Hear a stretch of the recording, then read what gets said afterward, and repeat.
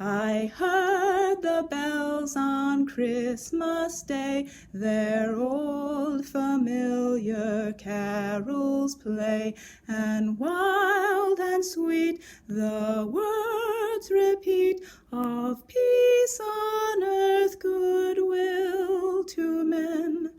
I thought, as now this day had come, the belfries of all Christendom had rung so long the unbroken song of peace on earth, goodwill to men.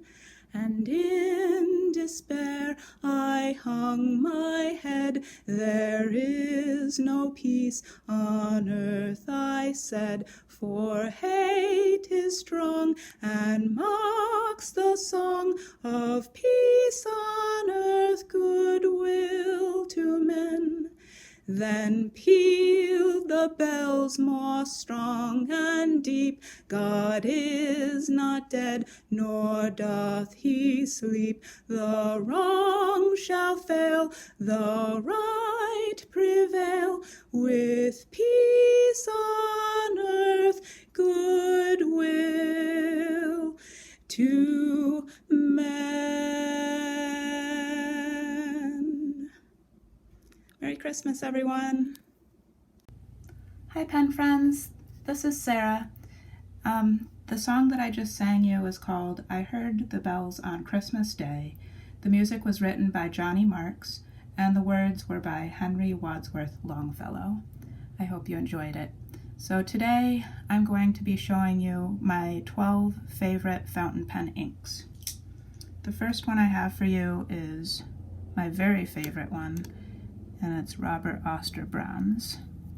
Now, if I use this ink in a pen that dries out easily, it can sort of make some clumps on the nib. I don't know if anyone's had that problem, but I find that sometimes it doesn't work so well in a dry pen, but in a nice wet pen, you get a lot of shades of brown and green with this ink, and it's really beautiful.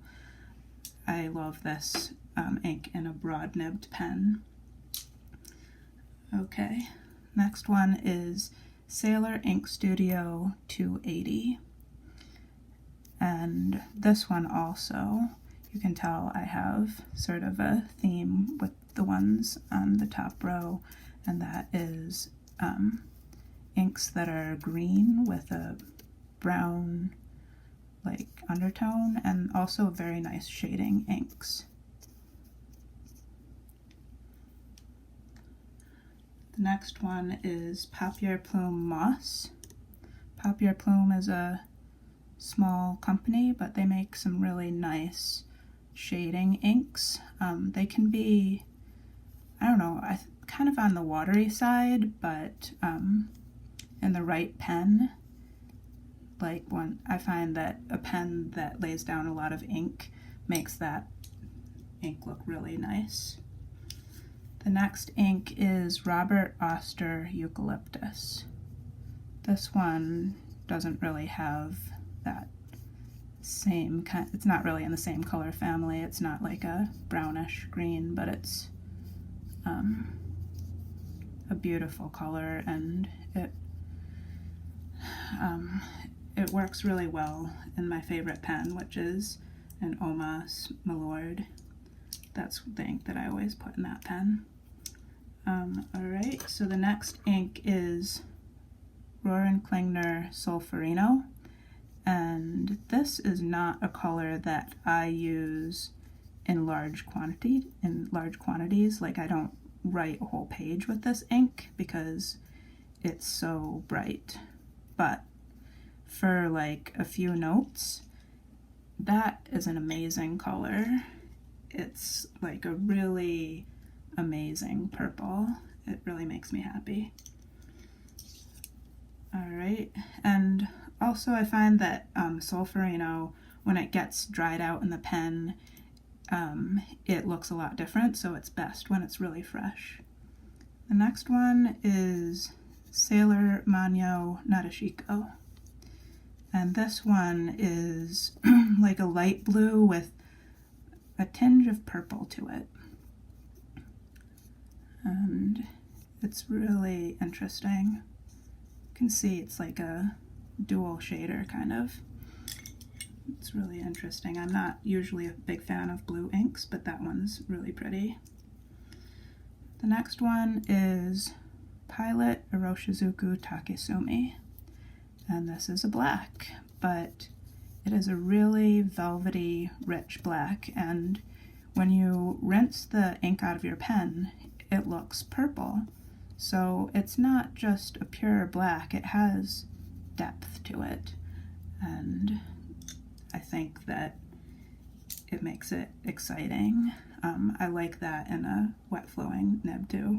Mostly I like using wet flowing nibs, but that it's not water resistant, so that could be a drawback, but it is my favorite black. Alright, the next one is Roran Klingner Smaragdgrun, and other than like earthy greens, I love these emerald greens. I really like a lot of greens, but these are like the two types of greens that I tend towards, and that's just such a brilliant, and that one I can take that in large amounts, so I can write a full page with that and it doesn't bother me. Alright, the next one is Diamine Evergreen. Sorry, I just need to make sure I have the right thing here. Yep.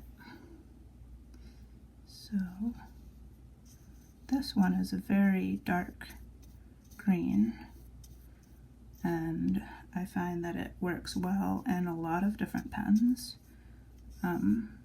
Looks good in a fine nib, looks good in a broader nib. It's a rich, beautiful, foresty green. Alright, the next one is Diamine Prussian Blue. And this one, you know, for people that are looking for kind of a serious looking ink for work maybe, this is not only serious but beautiful. So I know that one's a popular one. It's just really beautiful. Okay, Monteverde Iced Cookie. This one is a blue that kind of leans a little bit towards teal. And I find that if I ever have a pen that isn't flowing very well, that is a nice lubricated ink. And then my final ink in my top 12 is Visconti Green. This one is very similar to Smaragdgrun, but it's a little bit darker, and it flows really well too. That one is good in a fine nib pen or whatever pen you want to put it in. Oh my goodness, seeing all my favorites together is so great. I've never really put them all together before. So I'm going to give you a closer look. The ones on the top have already dried, and the ones on the bottom still are drying a bit. But so I hope that everyone has a great holiday season, whatever you believe in, and you know, let's hope for better things to come in the next year. I know it's been rough for the last couple of years for a lot of people. So,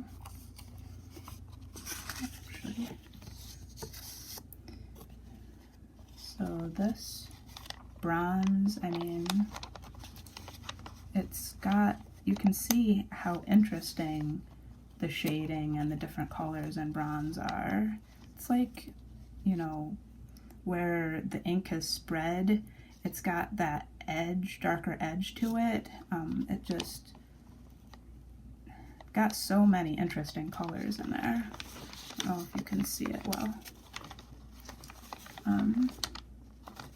And then Sailor Ink Studio 280, just, oh my goodness, it looks pink and green. it's really, really interesting. And that one's great in like a broad nib to really show those different colors. Papier Plume Moss, it's, you know, not looking quite as interesting, but the reason that I like it is it's a great shading ink. And you can tell I like that kind of what we call duck poop green. And then Robert Oster Eucalyptus. It's such a beautiful, natural looking green. I really like that. And this one just sort of might blind you. It's so bright, but that color, it's like an orchid. It just shines. And Solferino was actually named after a battle in the Italian town of Solferino. Then there's, I wanted to mention that also magenta is named after a battle. So they used to name colors after battles, kind of just to use a name that people are aware of, something that was in the news maybe, and then they'd name a color after it. There's Nadeshiko. You can see it's got just beautiful purple and blue. So interesting how there can be two different colors in one ink. And then Takisumi, I'm seeing like kind of a bluish black right here. I hadn't been aware that it looked that way before, but you can see some sheen on there too. It's a really interesting, most interesting black that I've used. And then there's Smaragdgrun, just a fun name to say, really. It means emerald green in German, I believe. And it's such a happy color. It's got like shades of dark blue and then that kind of aqua color. And then we've got Evergreen that it's got sheen on it too. It's got a like orangish sheen on there, and it's just got like a little bits of like dark blue, piney colors and greens. Interesting. And Diamine Prussian blue. It's got sheen. It's got really good shading. It's like a grayish blue, which I really like. And yeah, got some interesting, you know, you see the black edges here and then the lighter colors. And then Ice Cookie. I don't know if I can. Ice Cookie is just the kind of blue that I like. It sort of leans a little bit towards green, because green is my favorite, but it's got some red sheen. It's a really, that one just, it sort of fixes my pens. If I have a pen that's not working, I always go to Ice Cookie. And then Visconti Green. You might not need two colors so similar as Smaragdgrun and Visconti Green, but I actually have quite a few inks that are those, and those are my favorites. Like that color really appeals to me. Alright, so I hope you were able to see all these colors well, and thank you for watching. Bye.